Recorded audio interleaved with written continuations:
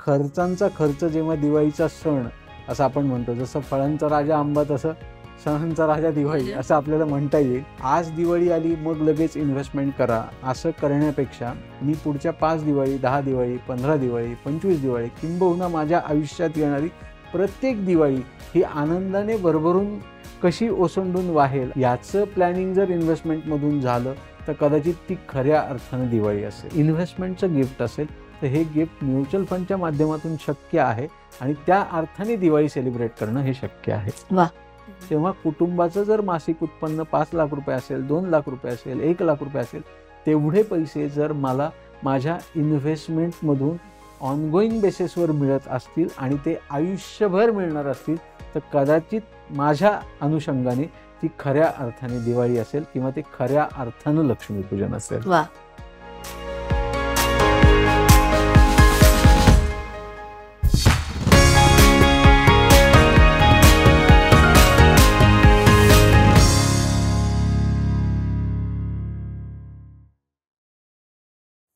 नमस्कार नमस्कार नमस्कार. एक खास भाग घेऊन आम्ही तुमच्यासाठी आलो आहोत.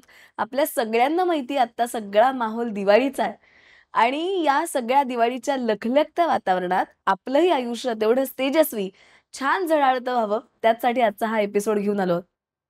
तुम्हाला माहिती आहे ज्ञानोबांची एक ओवी आहे की सूर्ये अधिष्ठिली प्राची जगा राणीव दे प्रकाशाची. राणीव म्हणजे वैभव, पण हे वैभव तुमच्या माझ्या आयुष्यात कसं वाढू शकतं, या पैशाचा पैस आपण किती व्यापक करू शकतो आणि खरं लक्ष्मीपूजन साजरं करताना ते कशा पद्धतीने करू शकतो हेच आजच्या भागात जाणून घेणार आहोत. भूषण दादा नमस्कार आणि दिवाळीच्या उदंड शुभेच्छा. नमस्कार अनघा, दिवाळीच्या उदंड शुभेच्छा तुला आणि आपल्या सगळ्या श्रोत्यांना. येस, तुम्हा सगळ्यांना पण हॅपी दिवाळी. दिवाळीचा माहोल आहे, सगळं आनंदाचं वातावरण आजूबाजूला आहे आणि हा आनंद द्विगुणित कधी होतो, ज्या वेळेला गुंतवणूक आणि खर्च यांचा ताळमेळ जमतो. पण उत्सव म्हणलं की सगळ्यात पहिल्यांदा येतो तो खर्च आणि दिवाळी म्हणजे खर्चांचाही खर्च 100%. तर अशा वेळेला कधी कधी वाटतं की आज ही SIP या महिन्यात नसती गेली तर बरं झालं असतं, पण असं होऊ न देता हे टाली कसं करायचं. राईट. आता दिवाळी खर्चांचा खर्च आपण म्हणतो आणि आपण इन्व्हेस्टमेंट बद्दल बोलतोय. कदाचित हा एपिसोड दिवाळीसाठी आपण करतोय म्हणून आपण प्रेक्षकांना किंवा श्रोत्यांना आपल्या सांगतोय की हा एपिसोड त्यांनी शांतपणे ऐकावा आणि दिवाळीचं प्लॅनिंग आणि इन्व्हेस्टमेंटचं प्लॅनिंग हे योग्य पद्धतीने कसं व्हावं. निश्चित. आता खर्चांचा खर्च जेव्हा दिवाळीचा सण असं आपण म्हणतो, जसं फळांचा राजा आंबा तसं सणांचा राजा दिवाळी असं आपल्याला म्हणता येईल. Okay.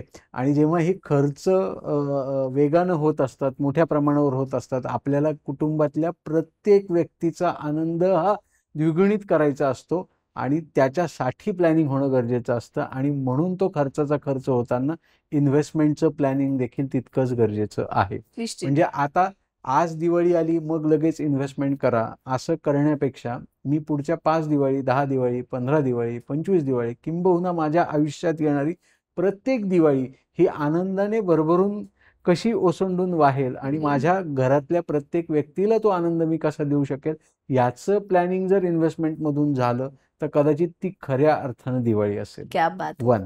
Second important aspect is, जेव्हा मी दिवाळी या सणाचा विचार करतो आणि खर्चांचा विचार करतो तर जनरली अनघा जी लोक कॉर्पोरेट वर्ल्डमध्ये काम करतात, प्रायव्हेट सेक्टरमध्ये काम करतात किंबहुना गव्हर्नमेंट एम्प्लॉईज आहेत तर दिवाळीचा बोनस हा एक प्रकार भारतात आहे. ओके. तर दिवाळीचा बोनस आपल्याला मिळतो तर हा बोनस असाच्या असा आपण दिवाळीच्या खर्चात घालवावा का, तर डेफिनेटली लोक घरात तेवढे असतील आणि जर खरंच गरज असेल आणि ते पैसे योग्य ठिकाणी जाणार असतील तर घातला गेला पाहिजे. विशेष सायकल आहे बघ. म्हणजे मी खर्च करतोय, आपण पूर्वी या बाबतीत बोललो होतो की कोणाचा तरी खर्च हे कोणाचं तरी उत्पन्न आहे. म्हणजे माझ्या घरातल्या कामवाल्या मावशी दिवाळीत जर 1000 रुपयांची साडी घेत असेल तर माझी मिसेस सोनाली कदाचित 10,000 रुपयांची घेत असेल. मला दोघींच्या किमतीबद्दल माहिती नाही, ही एक्झाम्पल म्हणून इथे घेतलंय. पण खर्च हा होतोय, सांगण्याचा मुद्दा हा आहे. आणि जेव्हा हा दिवाळीशी जोडला जातोय तेव्हा या सगळ्या कंपन्यांना जे दिवाळीचे वेगवेगळे प्रॉडक्ट बनवतात, म्हणजे आकाश कंदील पासून, साबण पासून, मोत्यांपासून, मग कपड्यांपासून प्रत्येक गोष्ट जी दिवाळीला लागते, ओके, ह्या बनवल्या जातात, घडवल्या जातात. पणत्या असतील तर ह्या प्रत्येक बनवणाऱ्या म्हणजे या वस्तू बनवणाऱ्या मॅन्युफॅक्चर कंपनीला किंवा त्या व्यक्तीला चांगला बेनिफिट होत असतो, कारण लोक खर्च करत असतात, इकॉनॉमीमध्ये मोठ्या प्रमाणावर कन्झम्पशन होत असतं. म्हणजे मला इथे आवर्जून एक मुद्दा नमूद करायचा आहे अनघा. जेव्हा कोविड संपलं आणि इकॉनॉमी म्हणून आपण ओपन झालो, त्यानंतरची जी दिवाळी होती, न भूतो न भविष्य, ओके, किंवा पास्टमध्ये जेवढा इंडियन कन्झ्युमरने खर्च केला नाही तेवढ्या एकट्या त्या दिवाळीच्या 8 ते 10 दिवसात मागच्या 50 दिवाळी इतका खर्च झाला. खरंय. म्हणजे लोकांचा आनंद ओसडून वाहत होताच, परंतु म्हणजे काय होतं की मला परत अशा कुठल्या तरी आजाराला सामोरं जायला लागेल का, हा आनंद माझ्या आयुष्यात परत येईल का, अशी कुठेतरी द्विधा मनस्थिती होती आणि वेगाने लोक खर्च करत सुटली. सो इन्व्हेस्टमेंट आणि दिवाळी अशा प्लॅनिंग बद्दल आपण बोलतोय, फार न भरकटता मी जर SIPच्या माध्यमातून किंवा लमसम गुंतवणुकीच्या माध्यमातून, म्हणजे आज मला दिवाळीला आलेला बोनस किंबहुना प्रत्येक दिवाळीला येणारा बोनस, असं समजूयात की मला 1 लाख रुपये बोनस आलाय, दरवर्षी मी 25,000 ते 50,000 रुपये वेगळे काढून ठेवले त्या बोनसमधले, आणि अशा पुढची 5, 7, 10 दिवाळी जर करत राहिलो, ओके, आणि ॲडिशनल त्याच्यात थोडं थोडं आधीमध्ये टॉपअप करत राहिलो, तर कदाचित माझ्या आयुष्यातली प्रत्येक दिवाळी ही दिवाळी सण साजरा करण्यासारखी येईल, आनंद घेऊन येईल, आणि मग मी तो आनंद कुटुंबातल्या प्रत्येक व्यक्तीला देऊ शकेल. अर्थातच याचं प्लॅनिंग म्युच्युअल फंडच्या माध्यमातून शक्य आहे का, तर डेफिनेटली शक्य आहे. सणावारांसाठी गुंतवणूक असे काही वेगळे फंड अवेलेबल आहेत का? मी आता जस्ट तोच प्रश्न विचारणार होते तुला, की बऱ्याचदा असं होतं की आपल्या मनात कुठेतरी असतं की आपण हे करायचंय, पण जसं long term short term investment हा आपण बऱ्याचदा आधी नमूद केलेला मुद्दा आहे. तर आता समजा आपण परदेशासाठी खर्च लक्षात घेतला किंवा इन्व्हेस्टमेंट आपण समजून घेतली, लग्नासाठी समजून घेतली, तशीच सणावारांसाठी आपण इन्व्हेस्टमेंट समजून घेऊ शकतो का, आणि असं काही स्पेशल प्लॅन्स त्याच्यासाठी अवेलेबल आहेत का? सो सणावारांसाठी गुंतवणूक असे काही प्लॅन अवेलेबल नक्कीच नाहीये, पण मी प्लॅनिंग करताना जेव्हा मी गोल बेस्ड फायनान्शियल प्लॅनिंग असा विचार करतो, तेव्हा चांगला मुद्दा छेडलायस अनघा तू, की सणावारांसाठीची गुंतवणूक असा एक गोलच आता मी फायनान्शियल गोलमध्ये घालून टाकतो, जो कदाचित आमच्या फायनान्शियल गोलमध्ये कुठेही मेन्शन नव्हता. तर मुद्दा चांगलाच दिलेला आहे.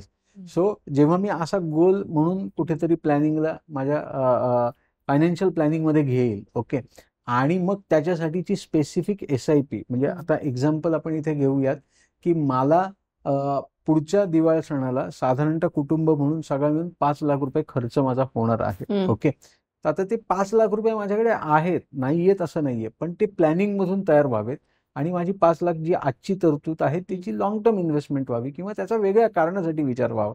सो हे 5 लाख रुपये मी टप्प्याटप्प्याने गुंतवणूक करून, म्हणजे शॉर्ट टर्म म्युच्युअल फंड्स ज्याला आपण म्हणूयात, की जे लो ड्युरेशन फंड्स आहेत किंवा सेव्हिंग्स फंड्स आहेत, डेट फंड आहेत, ज्याचं ड्युरेशन साधारण वर्ष, सव्वा वर्षाचं आहे, अशा फंडांमध्ये जर गुंतवणूक केली तर त्यावेळी दिवाळीच्या महिन्यामध्ये मला सणावारासाठी पैसे खर्च करण्यासाठी ती लमसम रक्कम माझ्याकडे अवेलेबल असेल. एक दुसरा मुद्दा काय असू शकतो, एक्झाम्पल आपण असंही घेऊ शकतो की कुटुंब आहे आणि ते दरवर्षी मोठ्या प्रमाणावर खर्च करतात जेव्हा दिवाळी येते, ओके. नक्कीच. तर मग आणि त्यांचं फायनान्शियल कंडिशन, फायनान्शियल पोझिशन ही चांगली आहे, पण म्हणून त्यांनी प्लॅनिंग करायचं नाही का, तर त्यांनी देखील प्लॅनिंग केलं पाहिजे. ते कशा अर्थाने करायचं आहे की कोटभर रुपये समजा म्युच्युअल फंडमध्ये घालून ठेवले, वन टाइम इन्व्हेस्टमेंट केली, लमसम इन्व्हेस्टमेंट केली, आणि दरवर्षी मला लागणारा 7 ते 8 लाख रुपये दिवाळीच्या वेळी मी ते पैसे त्या लमसम इन्व्हेस्टमेंट केलेल्या गुंतवणुकीतून विड्रॉल केले, ओके. जे सिस्टमॅटिक विड्रॉल प्लॅन अवेलेबल आहे म्युच्युअल फंडच्या माध्यमातून, ती लिक्विडिटी अवेलेबल आहेत, तर हे विड्रॉल केलं तर माझी आयुष्यभराची दिवाळी साजरी होणार आहे, दरवर्षी मला ते विड्रॉल मिळणार आहे, आणि कित्येक वर्ष मी हे विड्रॉल घेऊ शकणार आहे, आणि त्याचबरोबर मी जे काही कॅपिटलच्या स्वरूपात पैसे लावलेले आहेत ते देखील वाढणार आहेत. सो मी, माझं कुटुंब, माझ्या नंतरचं कुटुंब, मी नसताना असणारं कुटुंब, या सगळ्यांची दिवाळी योग्य पद्धतीने साजरी होऊ शकते जर मी लमसम इन्व्हेस्टमेंट अशा स्वरूपाची केली किंवा ते धाडस जर केलं तर. असा प्रकार असू शकतो. किंबहुना मग कॉम्बिनेशन, की आजपासून 5 वर्षानंतर प्रत्येक दिवाळी मी केलेल्या इन्व्हेस्टमेंट मधून साजरी व्हावी, असं देखील प्लॅनिंग आपल्याला करता येऊ शकतं. म्हणजे आज मी SIP सुरू केली, मे बी 15,000 20,000 रुपये महिन्याची SIP सुरू केली, आणि दरवर्षी त्याच्यात आलेला बोनस त्यातली 50% रक्कम किंवा सगळी रक्कम जर मला लागणार नसेल तर ती टॉपअपच्या स्वरूपात टाकत गेलो, आणि 5 वर्षात साधारण माझे 25-50 लाख रुपये साठलेत, तर कदाचित माझी प्रत्येक दिवाळी त्यातून साजरी होऊ शकणार आहे. सो प्रत्येक इन्व्हेस्टमेंटच्या वर्गाला किंवा प्रत्येक व्हरायटी ऑफ कॅटेगरीसाठी म्युच्युअल फंडचे प्रॉडक्ट्स हे अवेलेबल आहेत. आपली करण्याची आर्थिक तरतूद ही कशी आहे किंवा आपल्या हातात आत्ता कॅपॅसिटी काय, त्यानुसार आपण त्याचं प्रयोजन हे करू शकतो आणि सणावारांसाठी आपल्याला लागणारा पैसा हा नक्कीच योग्य पद्धतीने मिळू शकतो आणि आपला आनंद हा द्विगुणित करू शकतो. वा, तू इतकं छान सांगतोयस, आपण हे लक्षात घेतलं पाहिजे. ऐकायला फार छान वाटतंय, पण जोपर्यंत आपण कृतीत उतरवणार नाही तोपर्यंत हे शक्य नाही. त्यामुळे जे जे ऐकतोय ते जास्तीत जास्त पटकन कृतीत उतरवूया आणि आमच्या क्रिसेंट बरोबरही तुम्ही जोडले जाल याची खात्री वाटते. असो, पुढे वळत असताना मला असं वाटतं की हा सगळा दिवाळीचा आणखी एक माहोल जेव्हा असतो तेव्हा तू नेहमी एक सांगतोस की आनंद कधी कमी होऊ न देता किंवा त्याच्यावर विरजण न घालता तुम्हाला खर्च मॅनेज करता आला पाहिजे आणि अधिक गुंतवणूक करता आली पाहिजे. ओके. तर जेव्हा ही बॅलन्स शीट आम्हाला तू टॅली करायची नेमकी सल्ले देतोस किंवा हे बऱ्याचदा सांगतोस, तर एखाद्या उदाहरणाने आम्हाला समजावून सांगशील का? नक्कीच देता येईल उदाहरण. पण त्याच्या आधी आपण असं समजून घेऊयात की जेव्हा आपण सण आहेतच आयुष्यात आणि आपले प्रत्येक हिंदू सणांना आपण सेलिब्रेशन मोठ्या प्रमाणावर करतो. म्हणजे पुण्यात सणवार असं जर म्हणलं आमच्याकडे तर कुठलीही महिला म्हणजे ती पाषाणला असो, बाणेरला असो, औंधला असो, हडपसरला असो, सिंहगड रोड रहिवासी असो, ती लक्ष्मी रोडला खरेदीला येतेच. ओके, म्हणजे हे पुण्याचं वैशिष्ट्य आहे. आता येते इथपर्यंत ठीक आहे, पण ती जी काही दुकानदार मंडळी आहेत त्यांना माहिती आहे ही महिला काय आहे, ही काय खरेदी करू शकते, काय हिची कॅपॅसिटी आहे, त्यानुसार बनवलेले प्रॉडक्ट आहेत आणि ते त्या वेळी त्या सणांना विकले जातात. आता जेव्हा मला माझा आनंद अबाधित ठेवायचा आहे आणि त्याचबरोबर गुंतवणूक सुद्धा योग्य पद्धतीने झाली पाहिजे असं जेव्हा मी विचार करतो, तेव्हा एक्झाम्पल मी असं घेतो की आता माझा आपण विचार करूयात की आज फायनान्शियल पोझिशन योग्य आहे, म्हणजे मी खर्च करू शकतो सण आल्यानंतर, जी कदाचित 15 वर्षांपूर्वी नव्हती. अर्थातच ती त्या प्लॅनिंगमुळे आज हे शक्य होत आहे. सो मला असं जेव्हा आपलं ठरलं की दिवाळीचा पॉडकास्ट करायचा आहे आणि हे देखील आपण ठरवलं होतं अनघा की आपल्याला वजन कमी करायचंय, पण ते काही फारसं होत नाही असं मला जेव्हा जाणवलं, तेव्हा मागच्या वर्षीचा असणारा जब्बा कुर्ता होत नाही असं जेव्हा कळलं, तेव्हा नव्याने खरेदी करायचं आहे. तर तो खरेदी करता आला ह्याचं कारण असणारं प्लॅनिंग. ओके, आता हे प्लॅनिंग कधी शक्य झालं, जेव्हा मी मला मिळणारे पैसे त्यातून मॅक्झिमम गुंतवणूक माझा म्हणजे गुंतवणूक ही करून मग राहिलेला पैसा हा मी खर्च केला.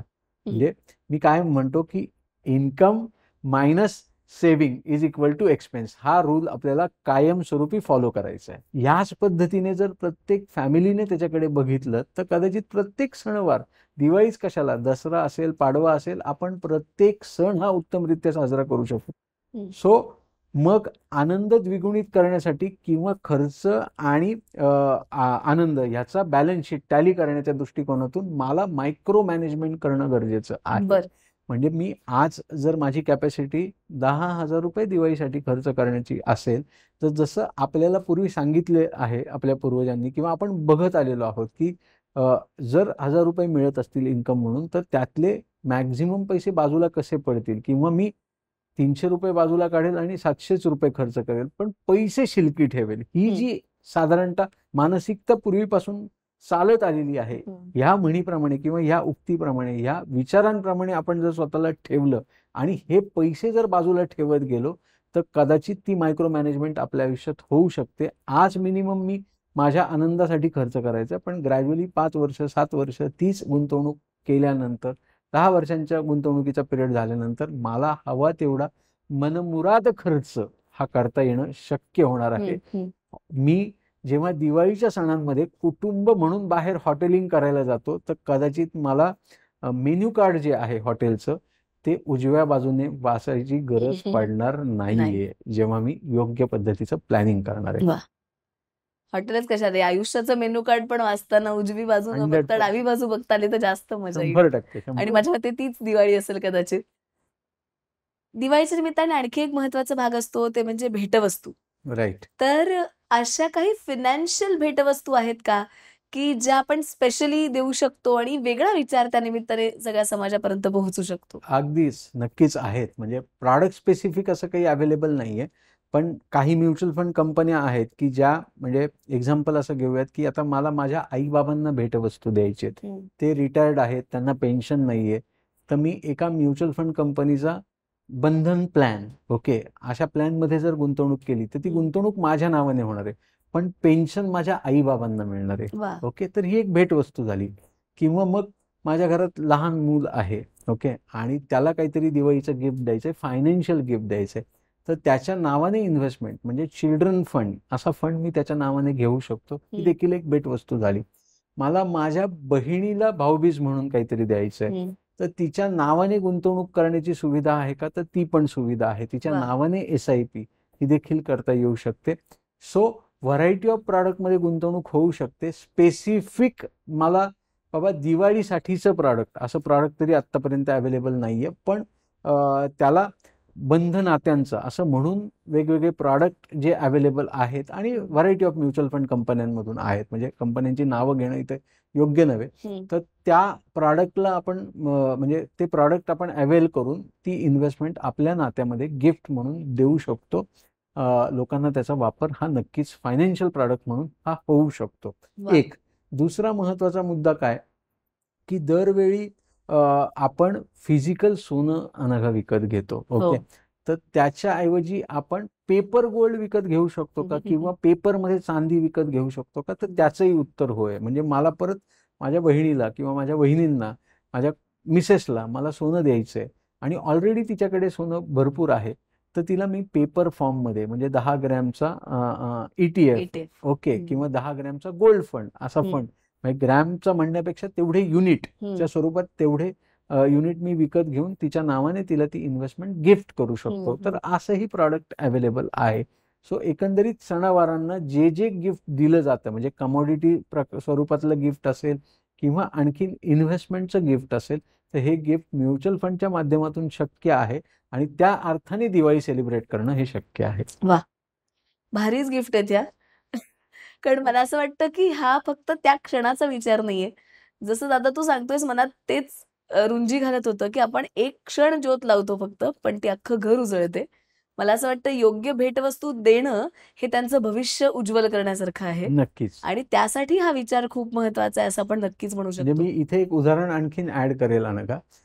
माझे एक मित्र आहेत, त्यांच्या बाबांनी म्हणजे त्या मित्राच्या बाबांनी त्या मुलाच्या नावाने बारशाच्या वेळी, आणि ते बारसं नेमकं दिवाळीत आलेलं, ओके, म्हणजे भेटवस्तू म्हणून त्या मुलाच्या नावाने एका फंडात गुंतवणूक केली, ओके, आणि प्रत्येक नातेवाईकाला त्यांनी सांगितलं होतं की तुम्ही कुठलेही गिफ्ट आणू नका, गिफ्ट जर द्यायचं असेल तर या फंडात थोडेसे पैसे जे काही तुम्हाला देणं शक्य आहे ते पैसे या फंडात मला जमा करून द्या, म्हणजे मी एकत्र रक्कम ती त्या फंडात लावेल त्या मुलाच्या नावाने.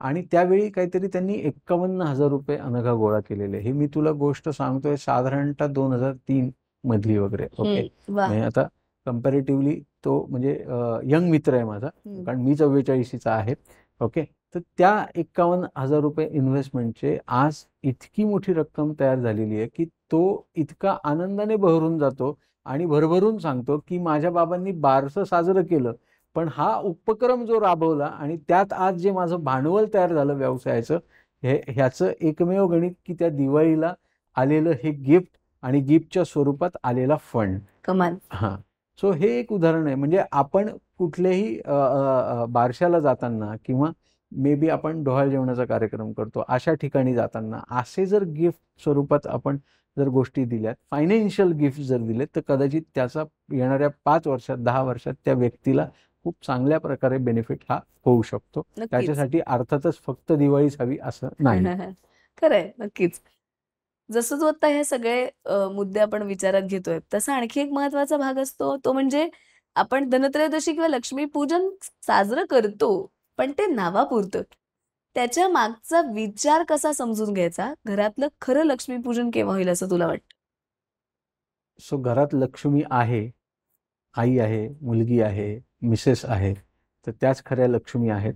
आणि त्या सगळ्या सणावारांना ज्या पद्धतीने सगळं घर सजवतात, घराची मांडणी करतात, पूजेची मांडणी करतात, त्या अर्थाने लक्ष्मीपूजन हे मोठ्या प्रमाणावर साजरं होतंच.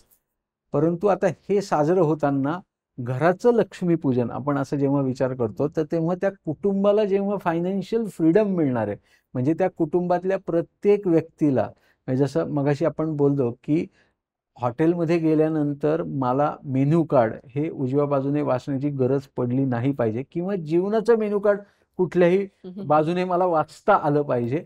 सो हे तेव्हाच शक्य होणार आहे आणि तेव्हाच माझं लक्ष्मीपूजन योग्य अर्थाने साजरं होणार आहे असं मी म्हणू शकेल, जेव्हा माझ्या हातात योग्य फायनान्शियल फ्रीडम हे असणार आहे. आता फायनान्शियल फ्रीडमची प्रत्येकाची व्याख्या ही वेगळी आहे. वेगळे नक्कीच. ओके.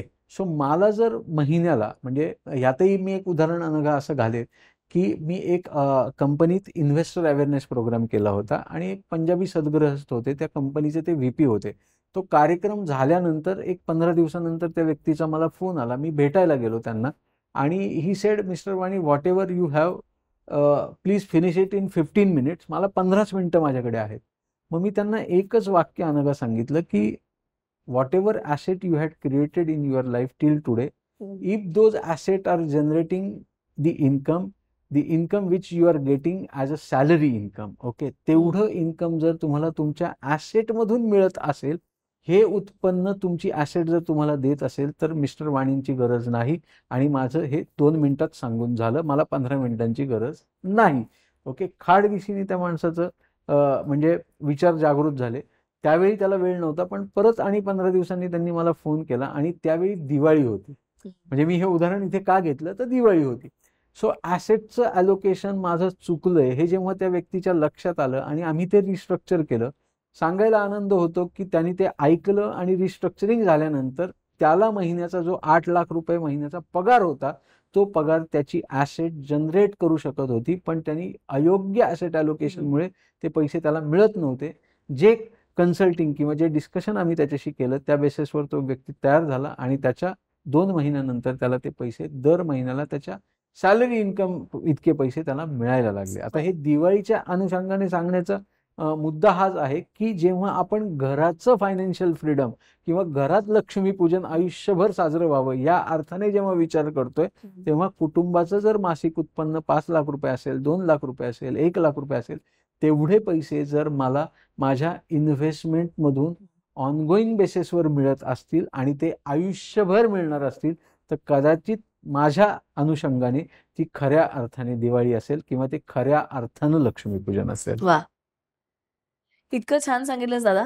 मला खात्री आहे की आमच्या प्रत्येकाच्या मनातला दिवाही आज त्या निमित्ताने उजळला असेल आणि तोच खरं तर महत्वाचा आहे. असाच आपल्या घराघरातला मनामनातला दिवा असाच लख्ख होवो. अनेक गोष्टी आज आपण समजून घेतल्या, त्याची पुन्हा एकदा मनात उजळण आणि उजळणी दोन्ही करण्याचं सामर्थ्य हीच लक्ष्मी आपल्याला देवो आणि घरातल्या सगळ्यांची सर्वार्थानं भरभराट होवो. ही दिवाळी समृद्धीची, आनंदाची, भरपूर पैशांची, श्रीमंतीची तुम्हा सगळ्यांना जावो अशा संपूर्ण आमच्या क्रिसेंट आणि कोटीच्या टीम तर्फे मनापासून शुभेच्छा देते. पुढच्या भागात नक्की भेटू. दिवाळी नंतरचा कुठला भाग असणार आहे नक्की बघत राहा. कोटीच्या कोटी उड्डाणे क्रिसेंट MFD आमच्या YouTube चॅनलवर लाईक करा, शेअर करा, सबस्क्राईब करा. तुम्हा सगळ्यांना पुन्हा एकदा दिवाळीच्या उदंड शुभेच्छा. बाय.